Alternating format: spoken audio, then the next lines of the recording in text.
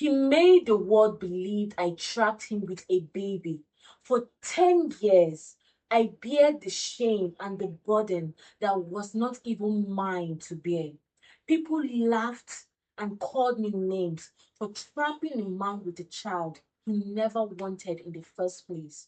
What they never believed was that the trap was not even set by me. Everyone was shocked and disappointed when they found out the truth. You don't believe me? Everyone believed Emily had trapped her husband with a baby. For 10 long years, that single lie followed her everywhere like a shadow she could never outrun. But the truth was far darker than anyone imagined, because the man who claimed to be the victim had secretly written the trap himself. Emily had always been the kind of person people spoke about with admiration. Even before she entered the university, her teachers had predicted she would achieve extraordinary things. She possessed a rare combination of brilliance, discipline, and compassion that made people naturally gravitate toward her. In the medical faculty, she quickly became one of the most respected students, not just because she was intelligent, but because she worked harder than almost everyone around her. She spent long nights in the library studying anatomy diagrams, reading complex surgical textbooks, and practicing techniques in the laboratory long after many of her classmates had gone back to their dormitories. But Emily never complained. Medicine had never been just a career choice for her. It was a calling. Ever since she was a teenager, she had dreamed of becoming a heart surgeon. The idea of being able to open a chest, repair a failing heart, and give someone another chance at life fascinated her. She believed that the human heart was the most miraculous organ in the body, and she wanted to dedicate her life to understanding it, saving it, and protecting it. Her professors noticed her passion very early. By her third year in university, Emily had become the top student in her class. Whenever there was a complicated case study, a research presentation, or a difficult exam, people expected Emily to excel, and she almost always did. Yet despite her remarkable achievements, Emily remained humble. She was the type of person who helped classmates revise before exams, shared her lecture notes freely, and patiently explained difficult medical concepts to students who struggled to understand them. That kindness made people admire her even more. Among those who admired her was a young man named Jemisin. Jemisin was studying electrical engineering in the same university. He was known among his friends as intelligent, charming, and ambitious. He was not the top student in his department like Emily was in hers, but he was clever enough to hold his own. He had an easy smile and a confident way of speaking that made people feel comfortable around him. Emily and Jemisin first met during a campus leadership seminar, organized for students from different faculties. Emily had attended the seminar reluctantly because she had an important physiology exam coming up, but her professor had insisted that she participate. During a break between sessions, Jemisin had noticed her sitting alone under a large tree near the conference hall, reviewing a thick medical textbook. Curious, he approached her and asked what she was studying. Emily looked up, slightly surprised by the interruption. When she realized he was genuinely interested, she began explaining the chapter she was reading about cardiac valve repair. What Jemisin initially expected to be a short conversation turned into a long discussion about medicine, science, ambition, and life. He found himself fascinated by the way Emily spoke. Her eyes lit up whenever she talked about surgery. Her words carried a quiet determination that made it obvious she was destined for something extraordinary. From that day onward, Jemisin began finding reasons to spend more time around her. Sometimes he would walk her to the medical faculty building before her lectures. Other times he would sit beside her in the cafeteria while she quickly ate lunch between classes. Gradually, their friendship grew deeper. Emily appreciated the way Jemisin listened to her. Unlike many people who found her ambition intimidating, Jemisin seemed to admire it. He often told her that her intelligence inspired him to work harder in his own field. Within a few months, their friendship naturally turned into something more. Jemisin asked Emily out on a simple date at a small cafe just outside the university campus. Emily was hesitant at first because she had always been extremely focused on her studies. She worried that a relationship might distract her from her goals. But Jemisin reassured her. He told her that loving someone did not mean abandoning one's dreams.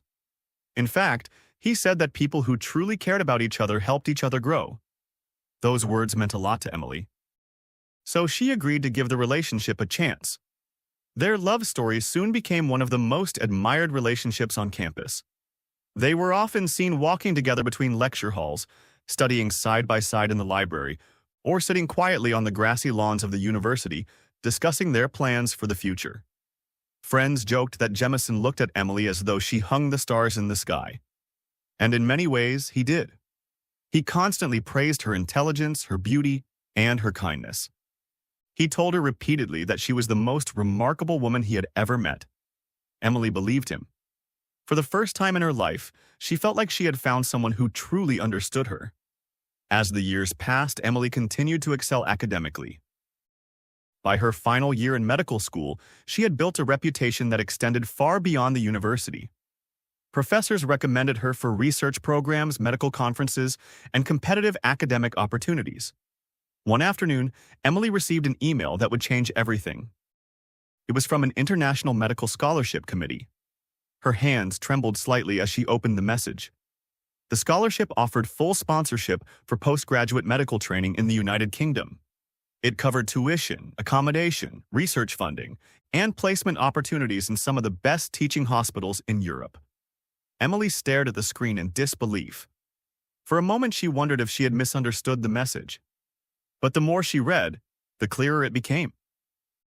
She had been selected. Out of hundreds of applicants from different universities, Emily had been chosen for one of the most prestigious medical scholarships available to young doctors. Tears filled her eyes. All the years of studying, sleepless nights, sacrifices, and determination had finally paid off. The scholarship meant she would receive advanced surgical training abroad. It meant she would learn from world-class surgeons. It meant she would be one step closer to becoming the heart surgeon she had always dreamed of becoming. Emily could hardly contain her excitement. The first person she wanted to share the news with was Jemisin. That evening, she rushed across campus to meet him near the engineering faculty building. When she found him, she could barely keep the smile from spreading across her face. "I got it," she said breathlessly. Jemisin looked confused. "Got what?" "The scholarship," Emily replied, almost laughing with excitement. "The medical scholarship in the UK. They chose me." For a brief moment, Jemisin stared at her in silence. Emily expected him to celebrate with her. She imagined he would lift her into the air, laugh, and tell her how proud he was. Instead, something subtle shifted in his expression. He forced a smile and congratulated her, but inside his mind, a quiet storm had already begun forming. Because while Emily saw the scholarship as the doorway to her future, Jemisin saw it as something else entirely. He saw it as the beginning of losing her. Emily was already the most admired girl on campus. She was brilliant, beautiful, and admired by many people. Jemisin often felt lucky that she had chosen him over other men who had pursued her. But the idea of Emily leaving the country terrified him. In the United Kingdom, she would meet brilliant surgeons, wealthy professionals, and powerful people. Men who were more successful than he was. Men who might offer her a life he feared he could never match. The thought gnawed at him quietly. What if she discovered that the world was much bigger than the life they had planned together? What if she realized she deserved someone better? What if she never came back? That night, while Emily excitedly talked about hospitals in London, advanced surgical training, and the incredible opportunities awaiting her, Jemisin listened silently. Outwardly, he smiled and nodded. But deep inside his heart, fear had already begun turning into something darker. And although Emily believed her future was finally unfolding exactly as she had dreamed, Jemisin had already begun thinking of ways to stop it. The news of Emily's scholarship spread across the university quickly. Her classmates celebrated her achievement with excitement and admiration, and many professors proudly spoke of her as one of the most promising students they had ever taught. To them, her selection for the International Medical Scholarship felt almost inevitable. Emily had always been destined for something remarkable. For Emily herself, the acceptance letter felt like a doorway opening to the future she had dreamed about since childhood. Every day, she imagined what life would look like in the United Kingdom. She pictured the large hospitals where she would train, the advanced surgical technologies she would learn to use, and the brilliant surgeons who would mentor her. Sometimes she would sit quietly in the medical library, looking at pictures of famous cardiac institutes in London and imagining herself walking through those halls as a young surgeon in training. Her excitement was impossible to hide. Whenever she spoke about the opportunity, her voice filled with joy and anticipation. She spoke about the program details, the research she would be involved in, and the chance to observe some of the most complex heart surgeries in the world. Jemisin listened to all of it. Outwardly, he continued to support her. He smiled when she talked about her plans, congratulated her when others praised her, and told her he was proud of everything she had achieved. But inside him, the fear continued to grow. The thought of Emily leaving the country made him uneasy in ways he could barely explain. He had always admired her ambition, but now that ambition seemed to be pulling her farther away from him. He began imagining a life where she met people who were more successful, more accomplished, and more connected than he was. Men who might understand her world better than he did. Each time Emily spoke about her upcoming journey, Jemisin felt the quiet panic returning. Instead of confronting that fear honestly, he began convincing himself of something else. He told himself that if Emily left, she would eventually forget about him, that she would realize she deserved someone more successful, someone more impressive. The more he thought about it, the more convinced he became that letting her leave meant losing her forever. And somewhere in those restless thoughts, a dangerous idea began forming. Valentine's Day arrived a few weeks later. Jemisin decided to make the day unforgettable. He planned everything carefully, from the restaurant they would visit to the small gifts he bought for her. When he arrived to pick Emily up that evening, she was surprised by how much effort he had put into the celebration. He gave her a bouquet of flowers and a necklace he had secretly saved money to buy. Emily smiled warmly. To her, the night felt like a simple celebration of their love before she left for the next stage of her life. They spent hours together talking, laughing, and reminiscing about the years they had spent together at the university. They talked about their first meeting under the large tree near the seminar hall, the countless nights they had studied together in the library, and the dreams they once shared about building a life together. Emily believed they would still share that future. In her mind, studying abroad did not mean leaving Jemisin behind. She imagined that after completing her training, she would return home and they would build their life together as they had always planned. That night, Jemisin made sure Emily felt loved more than she ever had before. He told her how proud he was of her, how much he admired her determination, and how lucky he felt to have her in his life. Emily believed every word. When they returned to his apartment later that evening, they continued talking late into the night about their future together. What Emily did not know was that Jemisin had already made his decision. At some point during the evening, while Emily was distracted, Jemisin secretly switched the pills in her contraceptive packet. Instead of the medication she believed she was taking, he replaced them with ordinary tablets. It was a decision driven by fear rather than love. He convinced himself that if Emily became pregnant, she would have a reason to stay. That the responsibility of raising a child would keep her from leaving the country. In his mind, he believed he was protecting their relationship. But in reality, he had crossed a line that would change both of their lives forever. Weeks passed after Valentine's Day, and life on campus continued as usual. Emily focused on completing the final requirements for her degree while preparing for her move abroad. Then something unexpected happened. Emily began feeling unusually tired. At first, she assumed it was simply stress from her busy schedule. But when the exhaustion continued and other symptoms appeared, she decided to visit the campus clinic. The test results left her stunned. Emily was pregnant. For several minutes, she sat quietly in the clinic office, trying to understand what the doctor had just told her. Pregnancy had never been part of her plan at that stage of her life. She had been careful and responsible because she knew how important her career goals were. Yet somehow, everything had changed. When she told Jemisin the news, his reaction surprised her. Instead of panic or confusion, he immediately embraced her. He told her they would face the situation together. That a child was not a disaster but a blessing. That families were built from unexpected moments like this. Emily listened as he spoke passionately about responsibility and love. He told her he could not imagine being far away from his child. That he wanted to be present for every moment of their baby's life. He spoke about building a family together and raising their child in a home filled with love. Emily was overwhelmed. Part of her was frightened by how quickly her future plans had changed, but another part of her trusted Jemisin deeply. He had been her partner through the most important years of her life. The man who had supported her through medical school and encouraged her when things became difficult. If he believed they could build a good life together, maybe they could. Slowly, Emily began reconsidering her plans. The scholarship had been her dream, but so had the idea of building a life with Jemisin. She had always imagined that they would eventually have a family together. Maybe this was simply happening sooner than she had expected. After many emotional conversations, Emily made the decision.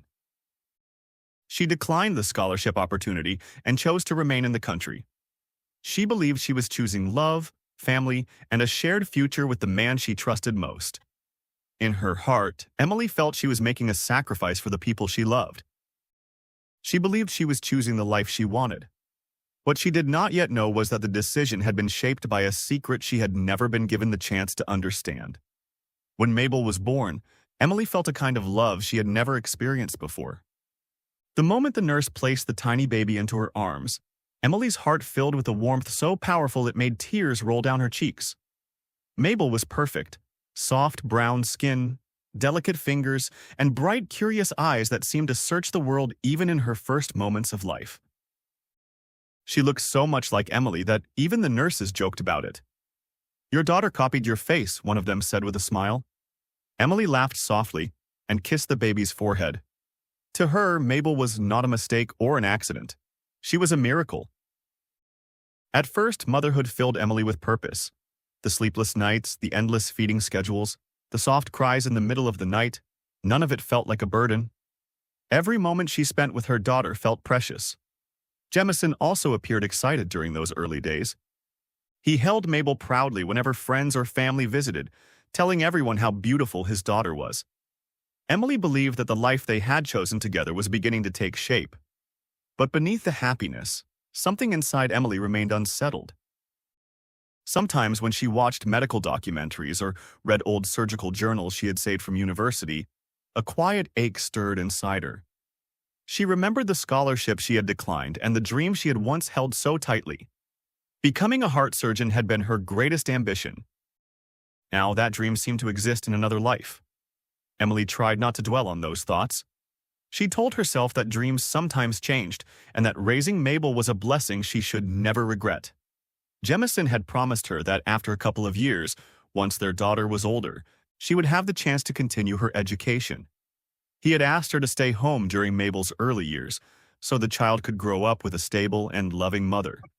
Emily had agreed because she trusted him. For the next 3 years, Emily devoted herself entirely to motherhood. Her days were filled with caring for Mabel, preparing meals, teaching her first words, watching her take her first wobbly steps across the living room floor. Mabel quickly became the center of Emily's world. She was a cheerful child who laughed easily and loved clinging to her mother's side. Whenever Emily held her, she felt a deep sense of comfort. Still, every now and then, Emily wondered quietly about the life she might have lived if things had turned out differently. By the time Mabel approached her 3rd birthday, Jemisin had built a stable job and their life appeared comfortable from the outside. Friends and relatives often visited their home, praising them for building a happy family at such a young age. Emily believed that the struggles of the past few years had been worth it. She believed the sacrifices she had made were part of building something meaningful. Mabel's 3rd birthday was planned as a small family celebration. Emily spent the entire day preparing for it. She decorated the house with colorful balloons and ribbons, while Mabel excitedly ran around the living room chasing the decorations. Emily baked a small birthday cake herself, carefully frosting it with pink icing and writing Mabel's name on top. When the guests began arriving in the evening, the house filled with laughter and cheerful conversation. Jemisin's parents came, along with a few cousins and close family friends. Everyone gathered around the living room table where the birthday cake waited. Mabel stood proudly beside it wearing a small pink dress Emily had bought for the occasion. After the cake candles were lit, and Mabel blew them out with Emily's help, Jemisin raised a glass and began giving a short speech. Emily smiled as she watched him. She expected him to say something sweet about their daughter or about how proud he was to be a father. Instead, Jemisin chuckled lightly and said something that made the room erupt in laughter. "Well," he said jokingly, "Emily trapped me with this baby. But what could I do? I decided I had to stay and prove I was a responsible father." The room filled with laughter as if it were the funniest joke anyone had heard. Some of the guests clapped him on the back, teasing him about how fatherhood had changed his life. But Emily stood frozen. For a moment she thought she must have misunderstood what he said. Her smile faded slowly. The words had been spoken lightly, but they felt heavy in her chest. She forced a small laugh to match the others, hoping no one would notice the discomfort spreading through her. After the guests returned to their conversations, Emily quietly walked into the kitchen. The moment she was alone, tears filled her eyes. She leaned against the counter, trying to steady herself. It had been a joke, she told herself. Maybe he had only meant it playfully. But something about the way he had said it felt wrong. When she returned to the living room, she picked Mabel up and hugged her tightly. "You are the best thing that ever happened to me," Emily whispered softly to her daughter. Mabel giggled, unaware of the sadness hidden behind her mother's smile. Unfortunately, that moment was not the end of the story. The comment Jemisin had made at the birthday party soon became something he repeated often. At first, Emily thought it was just a harmless joke that would eventually fade away. But it didn't. Whenever they attended family gatherings or social dinners, Jemisin would casually repeat the story again. Sometimes he would laugh and say, "Emily trapped me with a baby, but I stayed because I'm a good man." Other times, he would shake his head dramatically and tell people how unexpected fatherhood had been for him. Each time he said it, people laughed. Each time, Emily felt the same sharp sting of humiliation. Over time, the joke slowly turned into a narrative that everyone believed. Friends and relatives began repeating it themselves. Some would jokingly tell Emily that she had been clever to secure a husband so early in life. Others would tease Jemisin about being a victim of young love. Emily rarely defended herself. She simply smiled quietly and avoided the conversation whenever it came up. But inside her, the words began carving a deep wound. Because the more Jemisin repeated the story, the more people began believing it. They began seeing Emily as the woman who had trapped a man into fatherhood. They began believing that Jemisin had sacrificed his freedom because of her. At family dinners, when the conversation drifted toward that topic again, Emily would quietly excuse herself and walk into the kitchen. Sometimes she cried there for several minutes before returning to the table. But she never allowed Mabel to see those tears. Every night before putting her daughter to bed, Emily held her close and whispered the same words. "You are not a mistake," she would say gently. "You are the most beautiful blessing in my life." Mabel would wrap her small arms around her mother's neck, completely unaware that the story surrounding her birth had become a lie that followed Emily everywhere she went. For years, Michael carried a secret that sat heavily on his conscience. He had known the truth from the very beginning. Long before Emily's life began slowly collapsing under the weight of humiliation, long before Jemisin began repeating the same cruel joke at every family gathering, Michael had heard the entire plan from Jemisin himself. It had happened during their final year at the university. At the time, Michael and Jemisin had been close friends. They studied together, played football together on weekends, and spent countless evenings discussing their plans for life after graduation. One night, while they sat outside the engineering hostel building, Jemisin had confided in him. At first, Michael thought Jemisin was simply complaining about Emily's upcoming trip abroad. Jemisin spoke about the scholarship she had received, about how everyone kept congratulating her, about how proud she seemed whenever she talked about the United Kingdom. But as the conversation continued, Jemisin's tone changed. "I'm not letting her go," he said quietly. Michael frowned, confused. "What do you mean?" Jemisin leaned back in his chair and stared into the distance. "If Emily leaves this country," he said slowly, "she will meet better people. Doctors, surgeons, successful men.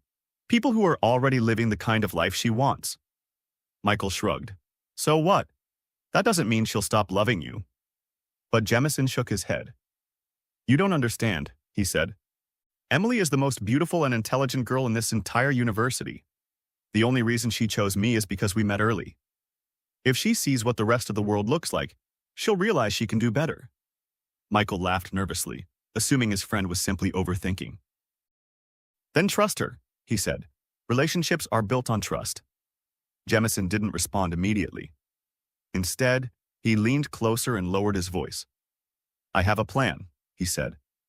When Jemisin explained the idea, Michael felt a cold chill run through him. You're joking, Michael said immediately. But Jemisin wasn't joking. He calmly explained how he planned to switch Emily's contraceptive pills so she would become pregnant before leaving the country. Michael stared at him in disbelief. That's not just wrong, he said sharply.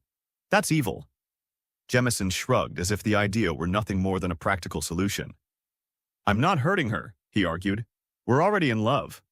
We were going to have children eventually anyway. Michael shook his head. You're taking away her choice, he said firmly. You're trapping her. For several minutes, two friends argued. Michael tried to convince him to abandon the plan. He warned Jemisin that manipulating someone's life that way would destroy everything they had built together. But Jemisin refused to listen. In his mind, he believed he was simply protecting his future. Eventually, Michael gave up the argument. He assumed Jemisin would calm down and realize how ridiculous the plan sounded. But weeks later, when Emily suddenly announced she was pregnant and had decided to decline the scholarship abroad, Michael realized that Jemisin had actually done it. From that moment on, Michael carried the secret. At first, he told himself that it was none of his business. Emily and Jemisin were building a family together. Maybe the situation would work itself out over time. Maybe the truth would never need to be revealed. But the years that followed proved him wrong. The first time Michael heard Jemisin publicly claim that Emily had trapped him with a baby, he felt uncomfortable. The second time, he felt angry. By the third time, he realized the lie had become part of Jemisin's identity. At family gatherings, Jemisin repeated the same story over and over again. Each time, the people around them laughed, believing they were hearing a harmless joke. But Michael knew the truth. He watched Emily quietly excuse herself from the room whenever the story was told. He watched her disappear into the kitchen with red eyes before returning with a forced smile.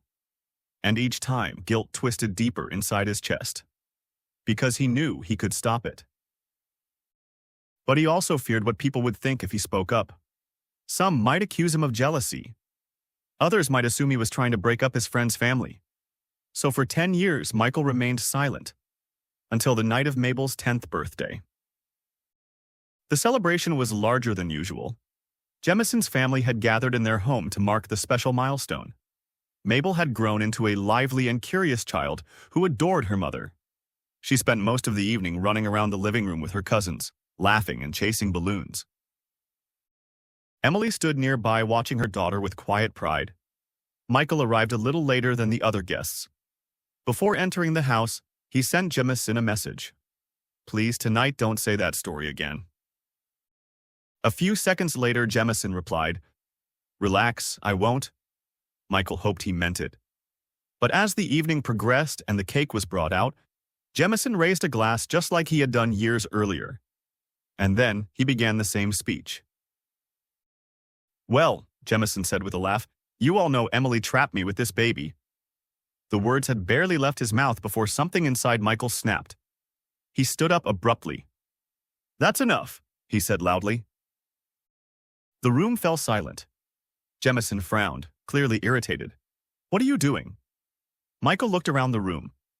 Emily stood frozen near the dining table. Mabel stopped playing and stared at the adults, sensing the sudden tension. Michael took a deep breath. I can't listen to this lie anymore, he said. Jemisin's expression hardened. What lie? Michael turned to face the entire room. The lie that Emily trapped him with a baby. Several guests exchanged confused looks. Michael continued. 10 years ago, Jemisin told me exactly what he was planning to do. Emily had received a scholarship to study medicine in the UK. He was terrified she would leave him. Jemisin stepped forward angrily. Michael, stop talking. But Michael ignored him. He switched her contraceptive pills, Michael said clearly. He made sure she would get pregnant so she wouldn't leave the country. For several seconds, no one spoke. The silence was heavy and suffocating. Jemisin's mother slowly lowered the glass she had been holding. What? She whispered. Emily stood completely still. The words seemed to echo in her mind. Michael continued speaking, his voice steady but filled with regret. I tried to stop him, he said. I told him it was wrong, but he did it anyway. The room felt frozen. Every person present slowly turned their eyes toward Jemisin. The man who had spent years claiming to be the victim now stood exposed. Emily felt something inside her collapse. For 10 years, she had carried shame that never belonged to her. And now the truth had finally stepped into the light. The truth did not explode inside Emily the way people expected it to. It didn't come out as screaming, shouting, or throwing things across the room. Instead, it arrived like silence. A deep, heavy silence that settled into her bones as Michael's words repeated themselves over and over in her mind. He switched her contraceptive pills. He made sure she would get pregnant. He didn't want her to leave the country. For 10 years, Emily had carried the shame of a story that was never hers. For 10 years, she had believed she had accidentally ruined the life of the man she loved. Every tear she had cried in the kitchen, every forced smile during family gatherings, every moment she had felt small and guilty. All of it had been built on a lie. A lie that Jemisin had carefully fed to the world. And to her. Emily didn't say a word during the rest of the birthday celebration. In fact, there was hardly a celebration left to continue. The guests slowly began leaving the house one by one, whispering among themselves in disbelief. Jemisin's mother looked at him with a mixture of anger and disappointment that he had never seen before. But Emily didn't look at him at all. She simply walked upstairs quietly. In Mabel's bedroom, she sat beside her daughter on the bed. The little girl had already fallen asleep, exhausted from the excitement of the evening. Emily gently brushed a strand of hair away from Mabel's forehead. Her heart softened immediately. No matter how you came into this world, she whispered softly, you will always be the greatest blessing in my life. Mabel stirred slightly in her sleep but did not wake. Emily stayed there for a long time, staring at the sleeping child who had unknowingly been at the center of so much manipulation. Eventually, she stood up. And for the first time in many years, Emily made a decision that had nothing to do with Jemisin. She walked to the living room where he sat alone, his face pale and tense. For a moment, they simply looked at each other.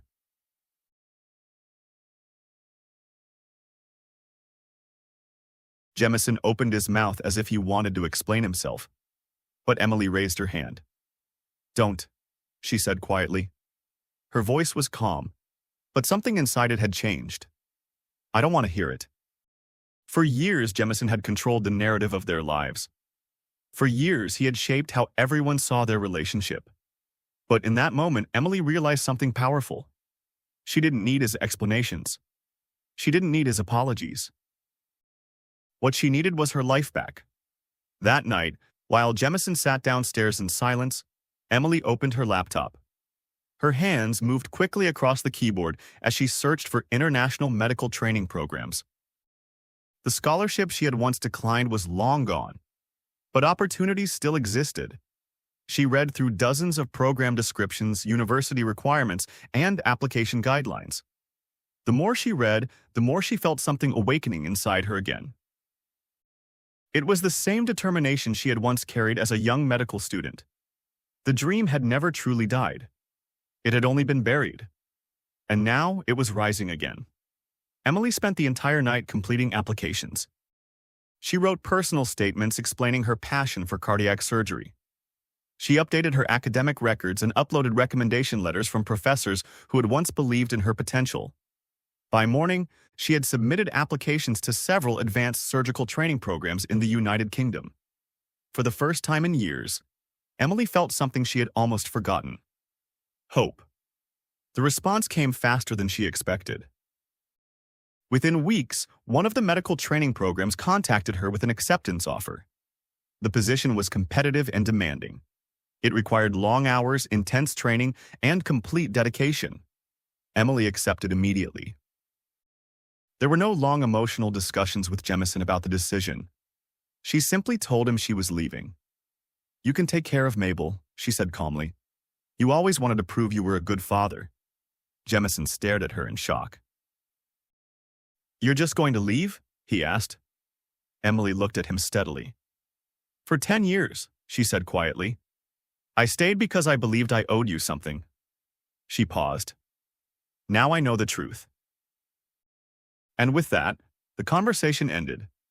A few weeks later, Emily boarded a plane to the United Kingdom. The moment the aircraft lifted off the ground, she felt something inside her loosen. It wasn't just distance she was gaining from her old life. It was freedom. Life in the United Kingdom was not easy. The medical training program pushed Emily harder than she had ever been pushed before. Her days began before sunrise and often ended long after midnight. She spent endless hours in operating theaters, observing complex surgeries. She studied surgical techniques, practiced procedures in simulation labs, and assisted experienced surgeons during delicate heart operations. Many trainees struggled with the intense pressure. But Emily thrived. Every hour she spent in the hospital reminded her why she had fallen in love with medicine in the first place. The human heart fascinated her more than ever. She learned how to repair damaged valves, assist in bypass procedures, and eventually perform surgeries under supervision. Her instructors quickly noticed something special about her. Emily possessed extraordinary focus during operations. Her hands remained steady even during the most complicated procedures. More importantly, she treated every patient with genuine compassion. To her, every surgery was not just a medical task. It was a chance to save a life. Over the next 3 years, Emily transformed. The quiet woman who had once believed she had ruined someone else's life became a confident and respected surgeon. Her colleagues admired her work ethic. Senior doctors trusted her judgment. Patients spoke about her kindness. By the time she completed the program, Emily had built a reputation as one of the most promising cardiac surgeons of her generation. But the greatest change had happened inside her. For the first time in many years, Emily no longer felt trapped by someone else's choices. She had chosen herself, and that decision had given her back the future she had once lost. When Emily stepped off the plane back in her home country, she was not the same woman who had left 3 years earlier. The timid, apologetic version of herself that had once constantly tried to please everyone around her had disappeared somewhere between sleepless nights in operating rooms and long hours studying surgical procedures abroad. In her place stood a woman who understood her worth. She walked through the airport with quiet confidence, her posture straight and her eyes focused. The years of training in the United Kingdom had not only sharpened her skills as a surgeon, they had rebuilt the parts of her identity that had once been slowly broken by guilt and manipulation. Emily was no longer carrying the weight of someone else's lies. She was carrying her own future. Within a few months of returning home, Emily began working toward a goal that had been forming in her mind since her final year abroad. She wanted to create a hospital where cardiac patients could receive world-class care without having to leave the country. It was an ambitious dream. Building a medical facility from scratch required resources, planning, and connections. But Emily had spent the last 3 years building more than surgical skills. She had built professional relationships with doctors, hospital administrators, and international medical investors who believed in her vision. Slowly, her dream began turning into reality. A modern cardiac center was established, equipped with advanced surgical technology and staffed by highly trained professionals. Emily personally oversaw every detail, from the operating theater equipment to the patient care protocols. When the hospital finally opened its doors, it didn't take long for people to notice the difference. Emily's surgical precision quickly gained attention in the medical community. Complex heart procedures that many hospitals referred abroad were now successfully performed under her supervision. Patients who had once believed they had no hope began walking out of her hospital alive and healthy. Her reputation spread quickly. Within a short time, Emily became known as one of the most skilled heart surgeons in the country. Newspapers wrote about her work, medical conferences invited her to speak, and young medical students looked at her as a symbol of what determination could achieve. But professional success was only one part of the life she was rebuilding. Her personal life was also changing. Not long after her return, Emily finalized the divorce she had initiated before leaving the country. Jemisin signed the documents without resistance. Perhaps he understood that there was nothing left to fight for. The man who had once feared losing Emily had ultimately destroyed the very relationship he tried to control. Jemisin's life had become far more complicated than he ever expected. His relationship with Mabel had never fully recovered from the years of careless words he had spoken. Even as a child, Mabel had heard him repeatedly describe her as something that had trapped him. Children understood more than adults often realized. Although Jemisin attempted to repair the relationship later, the distance remained. Mabel treated him politely, but there was always a quiet wall between them that he could never break through. Most of the time, Mabel preferred spending time with her grandmother rather than her father. Jemisin eventually realized that some damage could not be undone simply by apologizing. Meanwhile, Emily focused on building a healthy and supportive environment for her daughter. Mabel admired her mother deeply. To her, Emily was not only a parent but a hero, a woman who had chased her dreams and succeeded. One afternoon, several months after Emily's return, someone visited her at the hospital. Michael. Emily had not seen him since the night he revealed the truth at Mabel's birthday. When the receptionist informed her that he was waiting, Emily hesitated briefly before inviting him into her office. Michael entered quietly, looking slightly nervous. For a moment, neither of them spoke. Finally, he cleared his throat. "I owe you an apology," he said. Emily watched him carefully. "I should have spoken up years earlier," he continued. "I knew what Jemisin had done from the beginning, and I stayed silent. I told myself it wasn't my place to interfere, but the truth is, I was afraid." Emily said nothing. Michael lowered his eyes. "I watched you suffer for something you didn't do. And I regret every day that I didn't stop it sooner." Emily leaned back in her chair. For years, she had imagined what she would say if she ever had the chance to confront everyone who had been part of that painful chapter of her life. But now that the moment had come, she felt strangely calm.